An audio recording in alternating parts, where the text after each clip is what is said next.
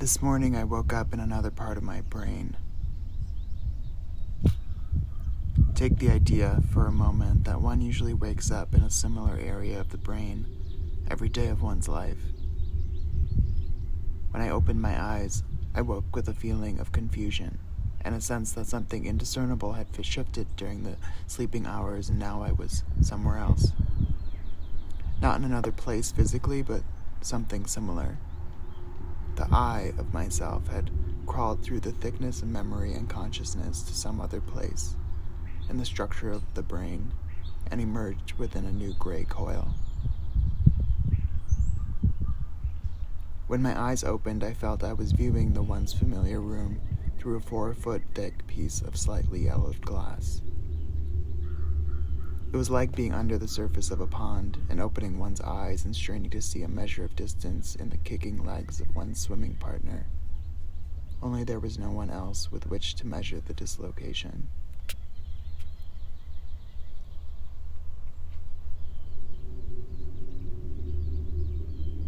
I fought the urge to lay down and return to sleep in order to regain my proper place, to shift back into a developing place, where for 30-odd years I'd been waking up. I've been moving around through the day trying to readjust, within a mild sense of panic. I kept getting lost in the notion that the drift of my past and the sway of familiarity might be just a centimeter away. But in the brain, a mere centimeter can mean hundreds of miles of cranial distance. It can mean years and years, or even a whole lifetime of familiarity being dismantled by a shift within a limited physical space.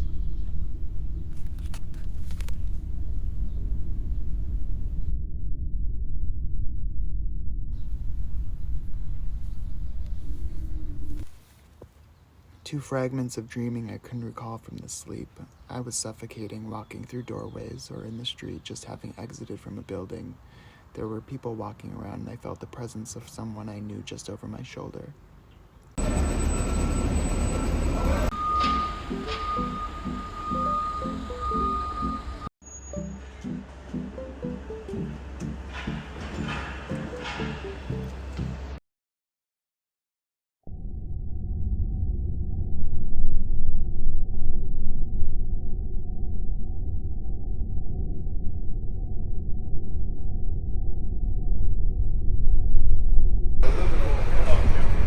I felt a panic from being unable to breathe, but I couldn't speak to anyone. Finally, I managed to holler, and it caused my breath to resume, and the dream shifted.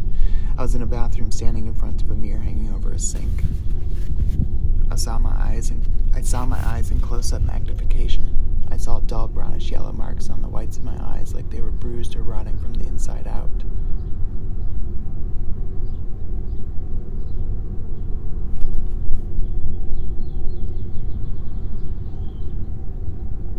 I feel a vague nausea stroking and tapping the lining of my stomach. The hand holding the burning cigarette travels sideways like a storm cloud drifting over the open desert. How far can I reach? I'm in a car traveling the folds of the southwest region of the country, and the road is steadying out and becoming flat and giving off an energy like a vortex leading into the horizon line. I'm getting closer to the coast and realize how much I hate arriving at a destination. Transition is always a relief. Destination means death to me. If I could figure out a way to remain forever in transition, in the disconnected and unfamiliar, I could remain in a state of perpetual freedom. It's the preferable sensation of arriving at a movie 15 minutes late, departing 20 minutes later, and retrieving an echo of real life as opposed to a tar pit sensation. Destination is an entry point for the practitioners of the fake moral screens.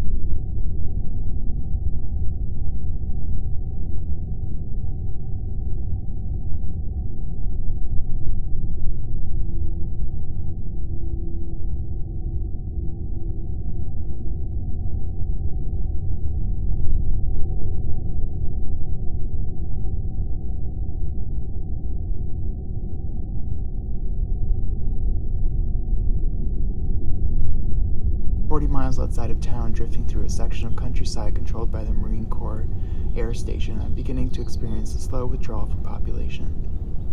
My body is going through slender jitters inside all the space outside the enclosed windows of the car, and I feel something concrete slipping off a ledge back there, behind my eyes. I was up until this moment a member of the industrialized tribe, the illusory tribe that catapults this nation, this society, into something thick and hallucinogenic. The hand with the cigarette is slowly making its way back across the hip of the horizon.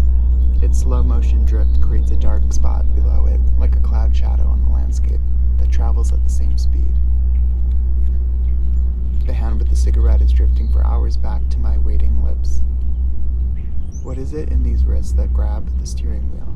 What blood flows through these arms and hands? What color and sensibility in that blood?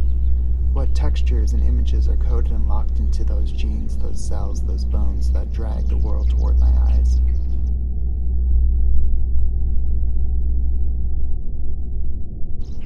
What do these eyes have to do with surveillance cameras? What do the veins running through my wrists have in common with electric wiring? I'm the robotic kid with Caucasian skin programming trying to short-circuit the sensory discs.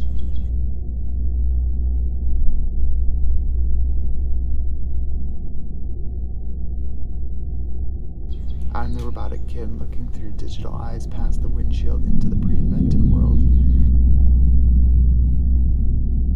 I'm the robotic kid gone haywire in the sudden mounds and coils of crazy cat landscapes. I'm the robotic kid lost for a fraction of evolutionary time in the outskirts of tribal boundaries. I've slipped through the keyhole of an enormous psychic erector set of a child civilization. I'm the robotic kid lost from the blind eye of government and wandering the edges of a computerized landscape. All civilization is turning like one huge gear in my forehead.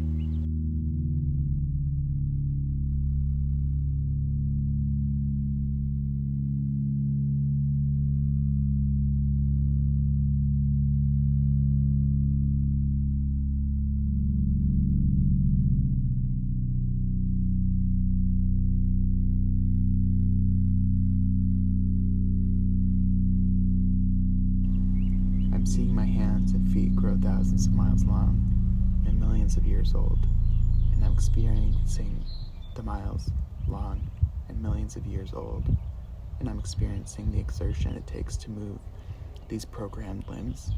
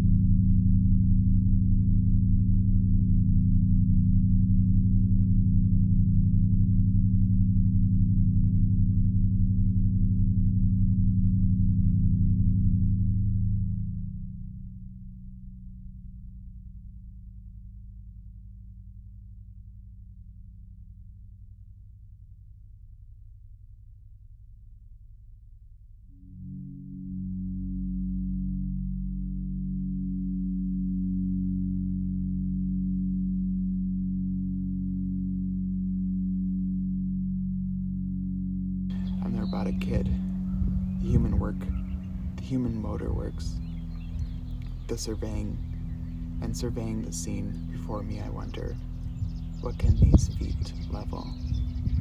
What can these feet pound and flatten? What can these hands raise?